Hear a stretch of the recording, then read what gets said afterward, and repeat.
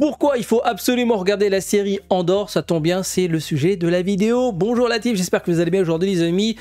Je vais te donner mon avis critique sur la série Andor saison 1 et saison 2. Je vais faire une paire de coups. J'avoue, j'étais réticent, j'avais pas envie les amis. J'ai eu des retours, oui, c'est du Star Wars, mais on va s'intéresser aux petites mains, il n'y a pas de sabre laser, il n'y a pas Dark Vador, donc, parce que quand je te dis Star Wars, tu penses sabre laser, tu penses Dark Vador. Et là, la série met en lumière, entre guillemets, des randoms de la rébellion. Mais justement, c'est là l'intérêt de la série. Et je vais même te dire un autre truc, je ne suis pas fan de Star Wars. Star Wars, je connais, je regarde comme tout le monde. J'aime bien les sabres laser, j'ai joué aux jeux vidéo, voilà, je suis curieux, je regarde. J'aime bien par moment. Bon, il y a des films qui sont vraiment pas ouf. Mais cette série m'a fait rentrer dans le club, les gars. Maintenant, j'ai envie de tout regarder. J'ai envie de tout regarder. J'ai envie de me plonger dans le lore, de m'intéresser un peu plus sur cet univers. Il a fallu attendre 2025, les gars. Andor. Alors, au début, j'avais fait un jeu de mots, j'en avais parlé vite fait en live, j'ai dit ouais, les premiers épisodes, c'est on dort quoi. Et c'est ça le bémol de la série. C'est que, déjà sur le papier, il n'y a pas de sabre laser, et sur l'affiche, il n'y a pas de sabre laser. C'est entre guillemets des randoms, même si c'est pas vraiment des randoms, parce qu'en fait, en regardant la série, je me dis, mais c'est bizarre, sa tête me dit quelque chose. Et en fait, la série est une préquelle du film Rogue One. Oui. Alors, vous allez rigoler, mais quand j'ai vu le film au cinéma, j'ai dit, mais qu'est-ce que c'est que cette merde? Des randoms qui vont sur qui se lancent dans une mission entre guillemets suicide, on s'en fout. Hein, ils sont où les sabres laser? Bon, il y a eu un peu de sabres laser, mais voilà, ils sont où les sabres laser? Ils sont où les Jedi? C'est bon, j'ai vu la lumière, c'est bon. M'insultez pas, je vais faire ma vidéo critique de Rogue One. Enfin, je vais la refaire, je crois que je l'avais déjà fait il y a quelques temps, j'avais dit que j'avais pas aimé. Excusez-moi, mais j'avais pas vu la lumière. C'est bon, j'ai vu la lumière. Et j'ai compris pourquoi c'est le meilleur film, je pense, de Star Wars. Eh oui, je prends des risques maintenant. Ah, c'est vrai, il y a quelques années, j'avais pas aimé. Mais parce que j'ai vu la série Andor. C'est là où c'est un peu bizarre, c'est que la série Andor, c'est un préquel de ça. C'est ce qui se passe, genre, les 5 années précédentes de cette action. On retrouve d'ailleurs Cassian Andor qui est là. D'ailleurs, dans le film, c'est juste un... Alors, c'est comme un rôle principal, mais j'ai vu qu'il avait même je veux dire, en temps de présence à l'écran, il doit avoir même pas 20 ou 30 minutes, alors que la série est centrée que sur lui. Alors que dans le film, c'est plutôt Jean qui est le personnage central. D'ailleurs, on le voit sur l'affiche, hein, sa tête elle est énorme. Et donc voilà. Alors pour revenir à Andor, parce que j'en parlerai dans une prochaine vidéo de Rogue One, Andor, j'avoue que c'est pas très sexy, ça donne pas envie de regarder. Ça, c'est vraiment l'erreur, je pense, du scénariste, c'est d'avoir fait des premiers épisodes vraiment, comment dire, j'ai envie de te dire, même si on supprimait les 2 premiers épisodes, je crois que ça changerait pas grand chose. On pourrait faire un petit comment dire, un petit intro. Oui, alors Cassian Andor est recherché par la police après avoir fait comment dire, oui, bon, il a tué des gens, mais oui, il s'est défendu. Il y a une bagarre qui a mal tourné. En vrai, voilà, une petite intro 5 minutes et ensuite on arrive à l'épisode 3. Parce qu'en fait, la série Andor débute pour moi, hein, l'intérêt commence à l'épisode 3. Les 2 premiers épisodes, tu te dis, mais qu'est-ce que je fous là? Déjà, tu as l'impression de voir Blade Runner, tu te dis, bon, je vois pas en quoi ça s'appelle Star... Enfin, en quoi cette série s'intègre dans Star Wars. On a l'impression de voir Blade Runners. Voilà, c'est... Au début du premier épisode, alors je parle juste vraiment que de cette partie-là, il cherche sa sœur, bon, il est sur une piste, il interroge des personnes, puis dans une ruelle, il fait une mauvaise rencontre, bagarre, et puis voilà, dans la bagarre, il y a des gens qui meurent, et du coup, il fuit. Vraiment, le début, je vois pas l'intérêt. Et même, j'ai envie de te dire, après avoir vu les 2 saisons, je comprends pas l'intérêt vraiment des premiers épisodes. Vraiment, je vous jure que les 2 premiers épisodes, on les vire, on résume ça à 5 minutes, et là c'est nickel. Parce que je pense que beaucoup d'entre vous n'ont pas vu la série Andor. Alors, j'ai vu d'autres séries Star Wars, et j'avoue que j'ai perdu mon temps. Hein. J'ai regardé Obi-Wan. Je vais te dire, c'est une honte. Hein. C'est une honte. En termes de production, c'est une honte. Et même en termes d'écriture, c'est vraiment moyen. J'ai vu Ashoka, j'ai vu les premiers combats de sabre laser. J'ai dit, non, finalement, mettez pas de sabre laser, en fait. En fait, si c'est pour faire ça, ça sert à rien. J'ai aussi vu Acolyte. Acolyte, très joli. Les scènes de sabre laser sont magnifiques. Très belle chorégraphie, mais le scénario, c'est une honte. Même l'interprétation des acteurs, des actrices, c'est une honte. Voilà, je vous ai fait une vidéo critique d'Acolyte. Et là, Andorre, j'ai vu la lumière, c'est bon. Là, Star Wars, ça aurait dû être ça tout le temps. Tony, alors je sais pas si je le prononce bien, si on dit Gilroy ou Gilroy. Bon, je vais dire Gilroy. Tony Gilroy, c'est le gars sûr. C'est le gars sûr. Scénariste sur Rogue One et scénariste sur, enfin, showrunner et scénariste sur Andorre. Il nous a pondu un truc là. Alors, concrètement, c'est quoi le projet? En fait, on suit donc les premières années. En fait, oui, on peut même voir, oui, on peut, parce qu'en fait, il y a des flashbacks quand il était tout petit. On suit quasiment la vie de Cassian Andor. D'ailleurs, la série porte son nom. J'avais même pas compris que c'était son nom en vrai. Et en fait, on comprend, enfin, on suit un personnage qui va progressivement développer des activités de rébellion contre l'Empire. Et en fait, toute sa vie, c'est une tragédie. En fait, c'est une tragédie. Son destin était déjà tracé, en fait. Il a voulu s'écarter du chemin. Il a dit non, moi, ça m'intéresse pas, vos histoires. Il vivait de petits larcins, de petits vols. Voilà, il volait deux, trois petits pains au chocolat. Il les revendait un peu plus cher. Il faisait sa petite marge. Voilà, c'était un petit voleur qui vit de petits, voilà, de petits trocs comme ça.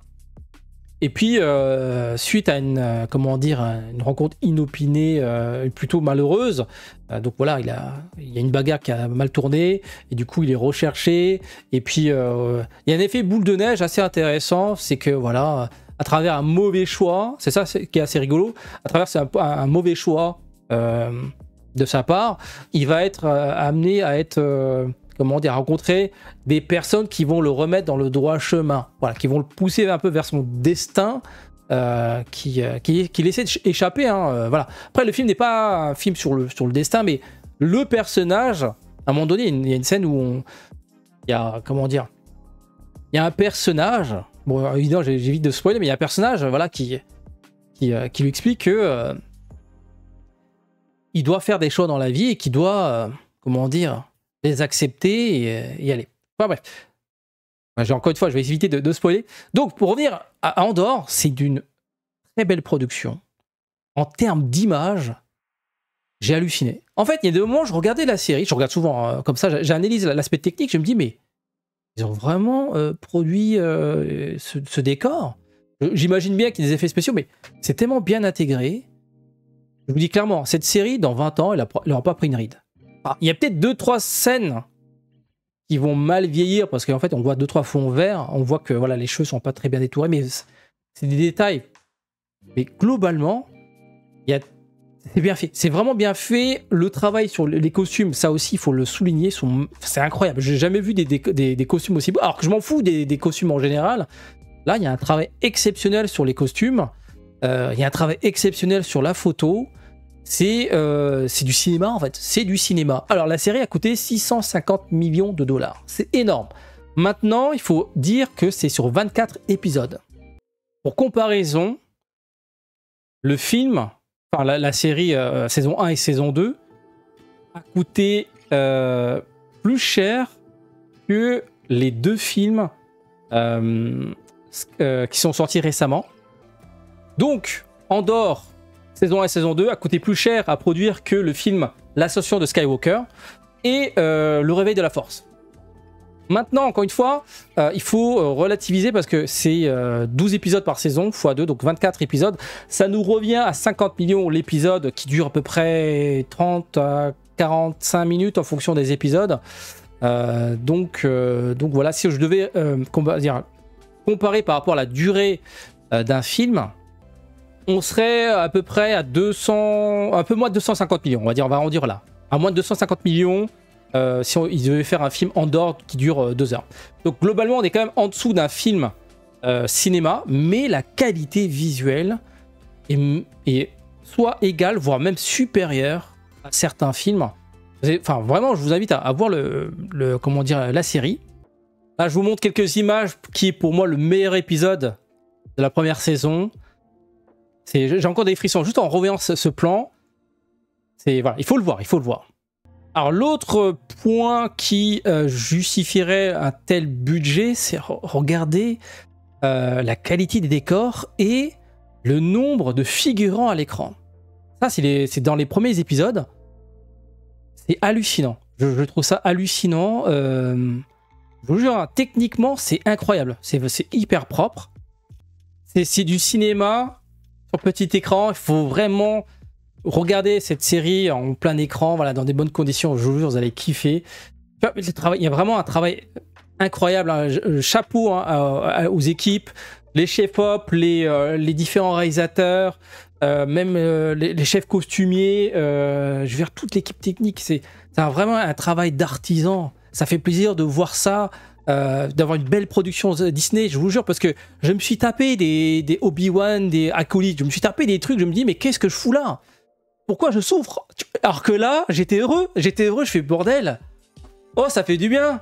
Il a fallu se taper des dizaines des dizaines d'heures de contenu moyen Star Wars pour enfin se taper un truc de bonne facture. Vraiment, c'est pour ça que tout le monde, pour moi, hein, je vous dis clairement, hein, je mets cette série à la table de Breaking Bad. Oui, cette série mange à la table de Breaking Bad. Je rigole pas du tout. C'est une œuvre que tu pourras revoir dans 10-20 ans. Il n'aura pas pris une seule ride. Techniquement, c'est hyper propre. Ça vieillit super bien. Je vais vous montrer ce qui vieillit très mal. Ça, par exemple, c'est le premier épisode d'Obi-Wan. Ce que je vous ai montré juste avant, c'était le premier épisode aussi d'Andor. Et voilà, je pense que ça parle tout seul, hein. Ça parle tout seul. Je trouve déjà que la série a vieilli, hein, la série d'Obi-Wan. Et ça, c'est le premier épisode de comment il s'appelle, le truc là, les acolytes. Voilà. En termes de photos, de cadrage, de mise en scène, de trucage, d'effets spéciaux, il y a un fossé. Ah, il y a un fossé assez flagrant. Alors que The Acolyte a coûté une blinde, hein. Je crois que c'est 250 millions pour 8 épisodes. En fait, la valeur ajoutée centrale de la série Andor, c'est la caractérisation des différents protagonistes. Certains sont juste des petites mains, c'est-à-dire que c'est pas des noms qu'on va retenir. C'est juste des personnages, parce qu'en fait la rébellion, parce qu'on en parle souvent dans Star Wars, la rébellion, surtout dans les premiers films Star Wars, voilà, on parle des rébellions, mais en fait c'est un truc vague, voilà, c'est plein, on sait que c'est plein de gens, mais voilà, on n'a pas de visage, on n'a pas de chair en fait. Quand on parle de rébellion, on voit pas des visages, on voit pas des gens qui ont une histoire, qui expliquent pourquoi ils sont arrivés à se rebeller contre l'ordre établi par l'Empire. Et en fait, ça donne corps, ça donne de la matière à cette série, ça justifie leur sacrifice. Et en fait, c'est ça qui est fort dans cette série, c'est que voilà, on s'attache à des personnages, c'est des petites mains. Hein. C'est la rébellion, ça peut être quelqu'un qui a laissé une porte ouverte, c'est quelqu'un qui a laissé un costume, c'est quelqu'un qui a piraté à un moment donné une donnée pour transmettre. Voilà, c'est juste des petits personnages, des personnages qui sont juste de passage dans ce mouvement de rébellion et qui, la plupart du temps, payent de leur vie. Mais justement, cette série leur rend hommage, en fait. C'est grâce à tous ces petits gens, entre guillemets, que la rébellion a pu renverser l'Empire, en fait. C'est ça qui est incroyable dans cette série. C'est comme je le disais, il n'y a aucun Jedi dans cette série. Il n'y a pas de sabre laser. C'est vrai que les Jedi monopolise un petit peu le lore de Star Wars. Je veux dire, quand tu vas dans la rue, tu demandes cite-moi 3 trucs en rapport avec Star Wars, 3 trucs qui te fait penser à Star Wars, ils vont constamment te dire sabre laser Jedi. Là, il n'y a aucun sabre laser, c'est des gens, ils se prennent un coup de blast et c'est fini. Voilà. Alors que les Jedi, ils ont beau affronter des dizaines de vagues de droïdes, de Stormtroopers qui tirent au blaster, eux ils sont là, ils donnent 2-3 coups de sabre laser, ils renvoient les balles, alors que là, un coup de blaster, c'est fini. Il n'y a pas de on esquive les balles, c'est une balle, c'est fini. Et justement, dans cette série également, on a peur des Stormtroopers. Jusqu'à présent, les Stormtroopers, c'était des PNJ, c'était un peu les sbires dans League of Legends, tu vois, tu leur casses la gueule pour récupérer de l'XP. Dans les films Star Wars, c'est ça, hein, quand un Jedi il affronte des Stormtroopers, il voit des comment dire, des PNJ pour s'entraîner, en fait. Hein. T'as pas peur des Stormtroopers. D'ailleurs, dans les films Star Wars, ils tirent, la plupart du temps, ils tirent à côté. Là, dans ce film, t'as peur. Quand tu vois des troupes de Stormtroopers, les personnages sont en panique, ils se cachent, c'est une vraie menace. Et je trouvais ça intéressant, tu vois. D'ailleurs, on voit certains Stormtroopers sans leur masque, on voit leur visage. Pareil pour les pilotes d'avion, les pilotes de TIE Fighter, ils sont menaçants. Voilà, c'est quand tu vois des pilotes qui attaquent les ennemis, on a peur en fait, on a peur. Alors que dans les films Star Wars avec les Jedi, on n'a pas peur. Parce que voilà, les Jedi sont protégés par le scénario. C'est vrai que cette série tranche un peu avec les films Star Wars.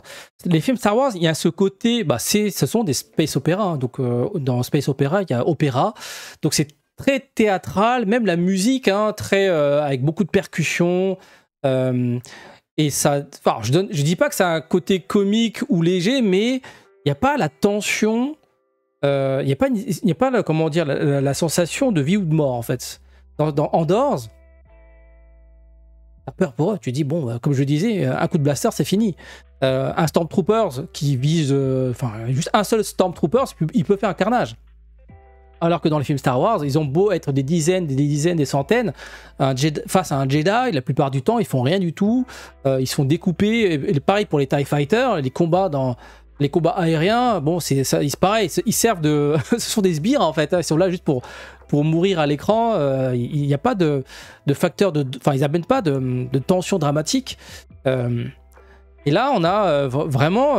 cette série met en avant donc, les gens, comment dire, qui ne sont pas invincibles. Enfin, ça nous montre autre chose que les Jedi. Et justement, je trouve que c'est intéressant. Je dirais même c'est l'essence de Star Wars. Parce que sans ces personnages-là, il n'y a pas de Star Wars, il n'y a pas de Jedi, en fait, il n'y a pas de rébellion. Et en fait, on voit que c'est des gens qui sont prêts à faire des sacrifices. En fait, justement, l'autre intérêt aussi, c'est des gens... Qu'est-ce qui te pousse à te sacrifier, en fait? Parce que tous les gens que tu verras normalement dans la série, hein, quand je parle des petites mains, voilà, les différents membres de rébellion qui sont là pour essayer de soutenir la cause, la plupart d'entre eux, ils vont mourir. Et en fait, qu'est-ce qui te pousse à mettre ta vie en danger? Et justement, cette série met en avant le parcours de ces personnages. On comprend pourquoi ils sont arrivés à de telles actions dans leur vie, prendre autant de risques. Et puis, évidemment, on voit la menace qui est en face, l'Empire qui se comporte tel un tyran. Alors, c'est ça qui est assez ironique. Ce sont des tyrans donc, pour les gens qui ne font pas partie de l'Empire, mais ils ont aussi ce management tyrannique au sein même de leur groupe. Voilà, les soldats qui font pas le travail, ils finissent mal. Donc c'est... En fait, en vrai, tu dis qu'en fait, à tout moment, des personnages donc, qui peuvent servir l'Empire peuvent aussi à tout moment se retourner parce que voilà, ils subissent également cette tyrannie c'est Palpatine, je crois, l'empereur. Donc cette tyrannie qui a été mise en place par Palpatine. Concernant les antagonistes, c'est assez rigolo. C'est rigolo. C'est ça qui est bien, c'est qu'il n'y a aucun personnage qui a été mal écrit. Même si, au début, je me suis posé la question, mais il sert à quoi ce personnage-là? Donc, voilà, c'est un personnage que vous allez voir très rapidement. Il travaille pour l'Empire. Et il s'appelle, donc, c'est un personnage je crois qu'il s'appelle Cyril. Et c'est un personnage un peu, entre guillemets, insignifiant, qui se retrouve à trouver une quête dans sa vie. Et en fait, la série lui a donné du corps. En fait, on comprend sa quête. On a envie on a presque envie qu'il réussisse, tu vois. Alors que c'est un personnage en vrai un peu insignifiant. Ce qui est bien, c'est que les antagonistes sont pas juste méchants pour être méchants. Tu vois, ça, c'est ce qu'on voit souvent dans les films Star Wars. Ils sont méchants pour être méchants. Il n'y a aucune nuance. Et en fait, j'ai envie de te dire que tous les personnages de la série, ce sont des nuances de gris. Personne n'est propre. D'ailleurs, Cassian Andor, il a fait des choses qui sont pas propres. Pareil pour Luther, qui est un peu le cerveau de la rébellion. Je veux dire, il a fait des choses, tu dis, c'est moralement répréhensible. Même les ennemis, les antagonistes ne vont pas à ce point-là, en fait. Et en fait, on suit des personnages qui ont tous leur raison d'exister. On comprend leur combat, peu importe le camp. Là, par exemple, le personnage d'Edra Miro, qui travaille donc au BSI, qui est un peu c'est un peu un mix entre le FBI et la CIA de l'Empire, c'est-à-dire que espionnage, contre-espionnage, assassinat aussi, groupe armé, donc voilà, c'est service secret de l'Empire. Et ils ont des missions, on comprend qu'ils ont envie de bien faire parce qu'ils doivent rendre des comptes, et comme j'ai dit tout à l'heure, dans un empire tyrannique, si tu marches pas droit, tu meurs. Ou tu finis très très mal. Et donc en fait c'est ça qui est intéressant, les méchants, ils ont des nuances, ils ont le droit aussi à de l'amour, ce sont des personnages aussi qui sont aimés par des pairs ou par d'autres personnages, je dis pas qu'on s'y attache, mais on suit leur évolution, et quelque part on est un peu triste de les voir, de plus les voir tout simplement. Donc c'est vraiment la force de ce récit. D'ailleurs, il y a à un moment donné, il y a un personnage qui explique pourquoi on se retrouve dans cette situation où les gens qui sont censés représenter le bien, donc les rebelles, sont obligés de faire des actions, des actions basses, des actions moralement répréhensibles, moralement incorrectes, comme les assassinats. C'est qu'en fait, ils sont obligés de s'adapter à l'ennemi. Vu que l'ennemi est prêt à tout pour avoir le pouvoir absolu, les rebelles sont obligés de jouer avec les mêmes armes. On combat le feu par le feu, en fait. Voilà. Et c'est intéressant, et en vrai, c'est vraiment la force de cette série. Si je devais résumer un peu la première saison, c'est les prémices de la rébellion. C'est vraiment, on suit le début de ce qui va être appelé plus tard la rébellion, et qu'on va voir dans l'épisode 4 de Star Wars, et puis qu'on va aussi voir dans Rogue One. Et dans la saison 2, c'est espion contre espion. Voilà. On est parti sur une narration un peu plus portée vers l'espionnage, le contre-espionnage, donc avec la parano qui va avec. Du coup, on peut faire confiance à qui. Il y a tout un sujet autour de la confiance, de ce que tu es prêt à sacrifier. Et la cause aussi, peu importe le camp, la cause, qu'est-ce que tu es prêt à sacrifier pour la cause, la notion de bien et de mal, les notions de bien et de mal sont discutées dans chaque camp. Voilà, du côté des ennemis, il y a certains personnages qui se posent la question, est-ce que ce que je suis en train de faire ne va pas trop loin, est-ce que ça dépasse la valeur morale que j'ai en fait, parce que là il y a des personnages du côté de l'Empire qui veulent juste faire leur travail correctement, mais voilà, on leur pousse à aller plus loin, on leur pousse à faire des choses moralement limites en fait, même pour quelqu'un qui travaille pour l'Empire. Et de l'autre côté également, du côté des rebelles, est-ce que il y a certaines actions est-ce que certaines actions ne vont pas trop loin, voilà, pour la cause de la rébellion? Quoi qu'il en soit, je vous invite à regarder la série Andor saison 1, saison 2. J'avoue que je les ai enchaînés. Là, j'ai enchaîné 4 à 5 épisodes par jour. Mais vraiment, c'est vrai que les 2 premiers épisodes, il faut aller outre, en fait. Alors, vous êtes obligé de les regarder quand même. Ou sinon, peut-être trouver un moyen d'avoir une certaine... Ou regarder ça en x2, c'est vrai que c'est pas très intéressant. Alors, ça permet de présenter les personnages. C'est vrai que c'est aussi peut-être un des défauts de la série, c'est que, un peu comme dans Game of Thrones, c'est que voilà, on nous présente plein de personnages, il faut retenir tous les noms, faut savoir qui travaille avec qui, essayer de resituer un peu l'action. C'est un peu le problème vraiment de l'introduction de la série. Et puis c'est vrai que aussi, tout au long de la série, on va suivre la progression de ces différents personnages. Et parfois, tu comprends pas le rapport, en fait. Mais en fait, tous ces personnages sont liés, tu vois. Ils tournent chacun à une certaine vitesse, et à un moment donné, certains vont se croiser beaucoup plus tard, ou très tôt dans la série, et puis ils vont se croiser à fur et à mesure, et en fait, tout tourne autour de comment dire, de l'action centrale, hein, comment dire, le conflit central, donc les rebelles contre l'Empire, et puis le point culminant, c'est... attention, je vous spoil pas, mais voilà, pour les personnes qui ont vu Rogue One, c'est comment il s'appelle, l'étoile de la mort, d'ailleurs, qu'on retrouve dans l'épisode 4 du film. Donc voilà, on tourne, tout tourne autour donc, voilà, de ce conflit entre les rebelles et l'Empire, avec un point culminant vers le 4e film. En résumé, c'est très beau, c'est très bien produit, qualité des décors, vraiment incroyable. Ils ont mis le budget, qualité de l'interprétation des différents acteurs, ça aussi, c'est très important. Ils sont bons. En fait, Cassian Andor, il n'est pas mis sur un piédestal. Aucun personnage n'est mis sur un piédestal, en fait. Comme je vous disais, c'est des nuances de gris qui s'affrontent. Personne n'est parfait. Ils ont tous leurs travers. Et on arrive quand même à les apprécier, à les suivre, peu importe leur camp. Et ça fait, comment dire, ça donne envie de s'intéresser à la série Star Wars. Je pense que c'est le plus bel hommage jamais produit pour cette saga.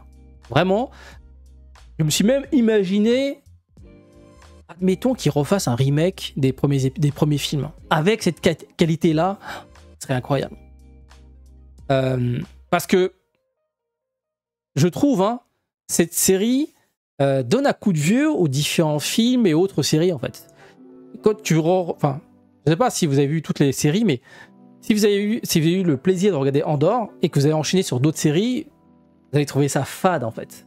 Et c'est ça un peu qui est malheureux, c'est que les différentes séries ou films de l'univers Star Wars sont très inégaux. Il y a des très belles, il y a des choses intéressantes. Dans les films, il y a des très bons trucs. Il y a aussi des films très discutables. Et dans les séries, bon, c'est encore pire. Il y a des séries, tu te dis, mais quel est l'intérêt d'avoir fait ça? Ça n'apporte rien. Et d'à côté, t'as des perles comme Andor. Alors, comme je le disais, je suis pas fan de Star Wars à la base, mais voilà, je vais essayer de m'intéresser un peu plus au lore. C'est un peu dommage que la série s'arrête à 2 saisons. Le scénariste a expliqué, la série est beaucoup trop ambitieuse. C'est pour ça que dans la saison 2, ils ont un petit peu accéléré ce qu'ils avaient voulu mettre. En fait, ils ont mis plein de choses en très peu de temps. C'est peut-être un des défauts de la saison 2, c'est qu'on aurait aimé qu'elle soit un peu plus étirée, parce qu'il y a des ellipses. Tu te dis, mais attends, mais pourquoi il y a une telle ellipse alors qu'on aurait aimé avoir la suite de cette action-là ou de cette rencontre. Bon, après, on nous explique ce qui s'est passé pendant l'ellipse, etc. Mais voilà, il y a des ellipses dans la saison 2, parce que voilà, initialement, le scénariste avait prévu 5 saisons en plus. Mais voilà, le budget de la série est faramineux. On parle quand même de 650 millions, c'est énorme. Et c'est pas rentable, malheureusement. Voilà, apparemment, c'est ce que j'ai cru lire, c'est pas rentable. C'est un peu le bémol de la série, trop ambitieux. Et puis, encore une fois, ça s'intéresse qu'une partie de personnages dont on connaît déjà la conclusion, parce qu'on a déjà vu, le film Rogue One est déjà sorti, et c'est ça qui est un peu bizarre, c'est qu'ils auraient dû d'abord faire la série avant de faire Rogue One. Maintenant, est-ce que c'est le succès de Rogue One qui a permis à Tony Gilroy de développer sa série? Parce que le film Rogue One a été salué par la critique et même par les fans. Alors moi, je suis pas rentré dedans, parce que je comprenais pas pourquoi on suivait des personnages un peu osef, un peu random. Là, tout d'un coup, en revoyant Rogue One, tu te dis waouh, tout prend sens, en fait, tout prend sens. Mais c'est un peu bizarre comment ça a été fait. Comme je disais, Rogue One est sorti d'abord au cinéma, et ensuite la série a été faite. Et justement, ce qui est assez bizarre, c'est de voir des acteurs qui sont plus jeunes dans Rogue One et qui ont l'air plus vieux dans Andor, alors que c'est l'inverse. C'est-à-dire que Rogue One est sorti d'abord, avant la série Andor. C'est aussi un des bémols, un des problèmes, on va dire, d'une telle production, c'est que s'ils avaient prévu 5 saisons, les acteurs auraient pris 5 ans en plus, tu vois. C'est-à-dire que visuellement, ça risque d'avoir un problème avec la suite qui s'appelle le Rogue One. Donc là, je vais m'arrêter ici pour la partie non spoiler. En résumé, regardez la série. Vraiment, c'est une des meilleures séries jamais réalisées. Je sais que ça va pas parler à tout le monde. Ça manque peut-être de sabres laser, d'explosions. Même la musique est différente. On est sur un truc beaucoup plus cinématographique. Je veux dire, on n'est pas dans les. On est vraiment. Toute la partie space opéra a été écartée. Là, on est dans une œuvre beaucoup plus terre à terre. Avec même la musique, tu vois, elle fait que aligner, surligner la tension qui existe ou l'aspect mélancolique de certains personnages après certaines actions. On n'est pas là avec les percussions ou avec les fanfares, etc. Pour créer comment dire, des fausses tensions. Là, la tension, elle est là en fait. C'est des hommes qui peuvent mourir à tout moment, enfin des hommes et des femmes qui peuvent mourir à tout moment, donc la tension elle est déjà là, et donc pas besoin donc d'aller dans les musiques traditionnelles à la Star Wars. Et c'est vrai qu'en revoyant Rogue One juste derrière, je trouve que la musique elle dénote un petit peu par rapport à ce qui a été fait sur Andor. Ben après, comme je disais, Rogue One est sorti avant Andor. Donc regardez la série. Je vais juste, avant de finir la vidéo, juste revenir sur 2-3 éléments de la série. Du coup, je vais spoiler. Donc, si vous n'avez pas vu la série, je vous invite à quitter la vidéo, à mettre un pouce bleu et à vous abonner pour ne pas rater les prochaines vidéos. Donc, je voudrais juste revenir sur 2 points concernant la série. Alors, je pense qu'on a tous été interpellés par les Gormons. Alors, je ne sais pas si on dit Gormon ou Gormon. Enfin, les Gormons. Parce qu'en fait, ils ont un dialecte qui a dû vous parler. Alors, moi, je regarde toujours les séries en VO. Et en fait, ils parlent comme des Français, mais dans un dialecte différent. Alors du coup, c'est vrai que ça te fait sortir un peu par moment parce qu'il faut essayer de suivre. En fait, on comprend pas ce qu'ils racontent, mais leur accent est très français, tu vois. Et je me suis posé la question, mais pourquoi ils ont pas fait parler les personnages en français, tu vois? Ça aurait été plus simple. Ils ont créé pour la série un dialecte de Gormont. Qui est vraiment du français mais avec des mots un peu aléatoires et ça fait un peu bizarre. Ça m'a fait un peu sortir par un moment avec leur accent là. En fait, je sais pas pourquoi ils s'ont pris la tête. Ils auraient dû parler tout simplement en français. Voilà, c'est pas déconnant en voyageant dans certaines contrées, voilà, on a des humanoïdes qui parlent une langue différente. Ok, dans la série, tout le monde parle anglais, et donc ça semble être la langue universelle dans cette galaxie, comme par hasard, et enfin dans différentes galaxies. Mais voilà, ça aurait été pas déconnant de voir des personnes parler en français. Mais voilà, ils ont créé un dialecte avec un accent français, et ça fait très bizarre, et ça... Bon, je sais pas comment tu as trouvé, mais je trouve ça rigolo, mais parfois ça nuisait un peu à la compréhension globale parce que ça me faisait sortir du truc. Je me dis, mais pourquoi j'ai l'impression d'avoir compris certains mots Gormont, alors que je parle pas Gormont, hein. Et c'est juste du français, mais avec des mots aléatoires, avec j'ai l'impression que c'est interverti des mots qui existent, mais voilà, c'est très bizarre. D'ailleurs, toujours par rapport à cet arc sur les Gormons, cet épisode 8. Ou même avant, je crois qu'il y a plusieurs épisodes, mais le point culminant donc, de l'arc narratif sur Gormont, je crois que ça se passe sur l'épisode 8. En fait, j'ai halluciné les risques ont pris... Enfin, les risques. Disney, je trouve que... ils ont pris des risques, oui, on peut dire... Parce qu'en fait, cette saison 2 est beaucoup plus politique et politisée que la première saison. Alors quand je dis politique, c'est pas... La politique, enfin si, il y a toujours de la politique, hein, il y a toujours le Sénat, etc. Mais si tu veux, la saison 2 fait écho un peu à notre réalité à nous. Encore une fois, je répète, les auteurs, scénaristes, ils s'inspirent toujours de quelque chose. Personne ne crée en fait, hein. Tout le monde s'inspire de sa vie, de ce qu'il a lu, de ce qu'il a vu, de ce qu'il a vécu. Et en fait, cette saison 2 fait écho très fortement à des conflits actuels, et même le terme génocide a été prononcé dans la série. J'étais choqué, je me dis, mais Disney, qu'est-ce qui leur arrive là? Ils ont validé ça? Qu'est-ce qui leur arrive? Et justement, cette série-là, comme je disais, c'est une des séries qu'il faut voir dans sa vie, parce que ça te montre comment on arrive à justifier un génocide auprès du auprès de la masse. Comment qu'est-ce qui est mis en place progressivement pour qu'ensuite on a droit à un journal télévisé qui nous explique les militaires ont dû riposter parce que il y avait des rebelles qui ont attaqué, comment dire, qui sont mis à attaquer, qui ont tué des gens, alors que la réalité est tout autre en fait. C'est juste des gens qui voulaient se libérer d'une emprise. Voilà, c'est juste des gens qui voulaient se libérer de cette cage. En fait, ils sont en prison, ces gens-là. Ils sont en prison. Ils étaient heureux dans leur vie. L'Empire est arrivé, a commencé à les spoiler, à les martyriser, à leur couper certaines libertés. Il y avait un couvre-feu qui a été mis en place. Ils n'ont plus le droit de dire certaines choses. Et en fait, on voit comment ça se met en place, en fait. Comment dire, ce genre d'action militaire, parce qu'en fait en vrai c'est une action militaire, hein. Tout est planifié, on pousse la population à se rebeller, on leur fournit des armes, on allume la mèche pour qu'ils tirent en premier, même si entre temps voilà, ils ont fait des choses qui ont poussé justement la population à se rebeller. On les resserre, on les serre, on les presse. Ils tirent en premier, on riposte et ensuite on fait des journaux télévisés pour dire voilà, on s'est défendu, hein, ils nous ont attaqué en premier. Et cette série, notamment ces différents épisodes sur Gormont, nous montre de manière très précise comment fonctionne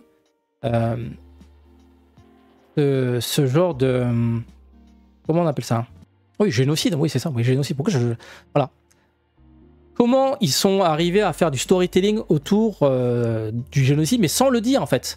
Le seul personnage qui parle de génocide, c'est la sénatrice Mon, donc justement, qui interpelle les autres sénateurs pour leur dire voilà ce qui s'est vraiment passé sur Gormont, c'est un génocide. Alors que du côté de la presse, évidemment de la communication et des propagandes de l'Empire, c'est on s'est défendu.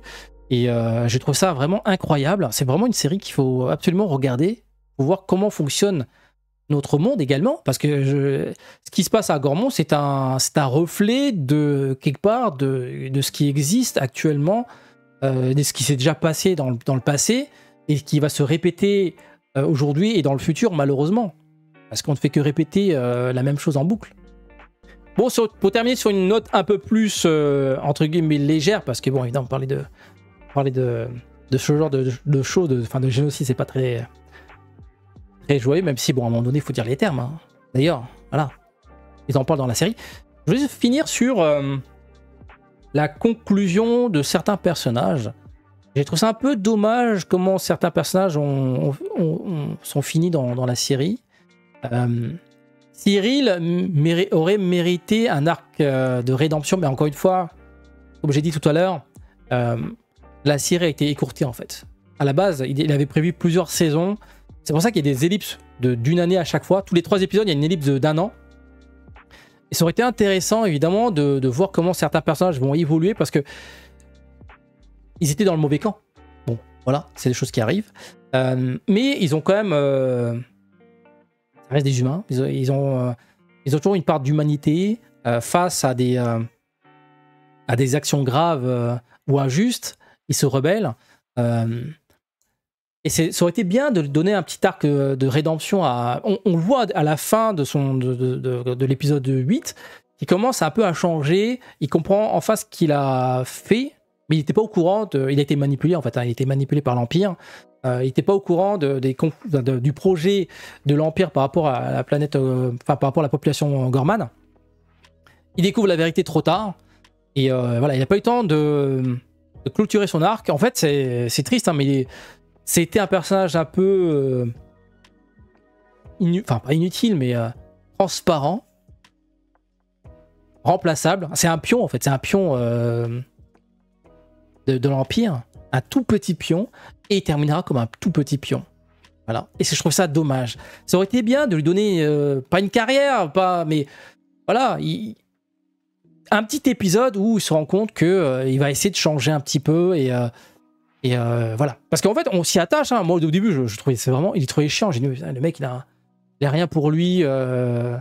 C'est vraiment le petit, le mec qui veut être chef avant d'être chef, qui a envie de grimper les échelons, qui est prêt à tout. Mais le prêt à tout, au final, il le voit de ses propres yeux. Il voit les conséquences de son prêt à tout. Et il n'est pas d'accord avec ce qu'il a engendré. Pareil pour le personnage d'Edra.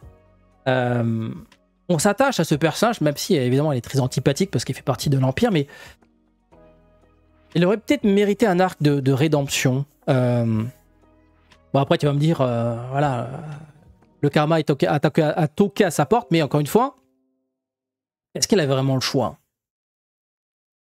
Ça aurait été intéressant de la voir changer, parce que là, il se rend compte de ce que c'est l'Empire, en fait. C'est justement, ça aurait été intéressant de voir que des personnes qui travaillent pour l'Empire se rendent compte que c'était quoi vraiment l'Empire.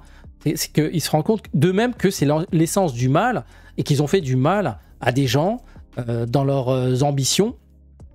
Parce que là, elle paie les ambitions de sa carrière, et au final, elle se retrouve, voilà, dans une prison. Elle était déjà de base, en fait, elle a commencé dans une prison, peut-être une prison dorée, mais quand tu travailles pour le BSI, t'as pas vraiment le choix. C'est soit t'as des résultats, soit tu finis mal. Et à la fin de son arc, elle est toujours en prison. Voilà. Pour moi, c'est pas vraiment une évolution. Et puis, enfin, il y a juste le karma qui a toqué à sa porte, mais j'aurais préféré une autre conclusion pour ce personnage. Dites-moi dans l'espace commentaire, est-ce que vous êtes d'accord ou pas? Et concernant Cassian Andor, elle est où sa quête pour rechercher sa sœur? Elle est où? Ça aussi, c'est bizarre. Les premiers épisodes, je cherche ma sœur, il se prend la tête par rapport à ça. Je crois que ça dure vraiment les 3 épisodes. Après, bon, il est pourchassé, etc. Mais elle en est où, cette quête de rechercher sa sœur? À un moment donné, on lui dit, non, oublie cette quête, mais c'est ce qui le motivait à la base. C'est comme ça qu'on nous l'a introduit dans la série. C'est un personnage qui cherchait sa sœur. D'ailleurs, point d'interrogation, elle est où sa sœur? Alors peut-être qu'il faut lire le roman ou je sais pas quoi pour savoir ce qui s'est passé par rapport à sa sœur, mais j'ai trouvé ça dommage. Voilà, je sais pas si son arc est vraiment terminé avec Rogue One. Bon, c'est voilà le point culminant, mais je trouve ça un peu dommage. D'ailleurs, comment ça a été terminé sur Rogue One, même si bon, on est d'accord qu'il a terminé sa quête. En fait, c'est lui l'étincelle. Hein. Sans lui, sans lui, il y a pas d'épisode 4 en fait. C'est vrai. Et techniquement, sans lui. Mais d'ailleurs, c'est un peu dommage, hein, dans Rogue One, c'est pas eu le vrai héros, même s'il a contribué, mais voilà, c'était surtout Jyn Erso qui est un peu la tête d'affiche de Rogue One, enfin bref. Donc voilà, dites-moi ce que vous en pensez, mais j'aurais aimé d'autres épisodes, sur le personnage, mais bon, encore une fois, le scénariste a parlé, il n'y aura pas de saison 3, série trop ambitieuse, trop chère. Mais voilà, merci à eux d'avoir produit une telle perle. Vraiment, je suis content d'avoir passé ces dizaines d'heures en compagnie de Cassian Andor, le GOAT, comme on l'appelle ici. Même s'il n'est pas tout blanc, mais on comprend qu'il était prêt à sacrifier. Il a sacrifié sa morale, son amour, ce qu'il aimait dans la vie pour une cause qui était plus grande que lui. Et comme je vous disais, sans lui, il n'y a pas d'épisode 4, il n'y a pas d'épisode 5, il n'y a pas d'épisode 6. Sans lui, l'Empire a gagné en fait. Voilà. Sur ce, dites-moi ce que vous en pensez de la série Andor. Est-ce que c'est pas la meilleure série ou la meilleure œuvre Star Wars jamais produite à ce jour? Si je devais faire là une tier list tout de suite, Andor c'est tout en haut. Ah, c'est tout en haut. Et je mets Rogue One juste à côté. Ou juste en dessous. Et après le reste, je mets en bas. Andor, c'est ce qu'il y a de mieux dans Star Wars là, actuellement. Sur ce, je vous dis à très bientôt pour d'autres vidéos. Ciao.